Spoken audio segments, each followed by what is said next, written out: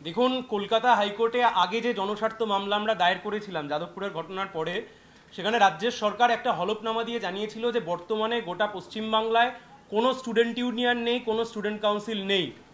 কিন্তু অদ্ভুতভাবে সাউথ ক্যালকাটা ল কলেজের ঘটনা আমাদেরকে চোখে আঙুল দিয়ে দেখিয়ে দিয়েছে এর বাইরেও গোটা রাজ্য জুড়ে বিভিন্ন কলেজে স্টুডেন্ট ইউনিয়ন ফিজ, সেই স্টুডেন্ট ইউনিয়ন ফিজ কালেক্ট করা। সৌমেন সেনের, মাননীয় বিচারপতি সৌমেন সেনের যে ডিভিশন বেঞ্চ, সেই ডিভিশন বেঞ্চ সমস্ত কিছু শুনে খতিয়ে দেখে, অনেকক্ষণ ধরে মামলা শুনেছেন, শুনে খতিয়ে দেখে নির্দিষ্টভাবে ডাইরেকশনস দিয়েছেন।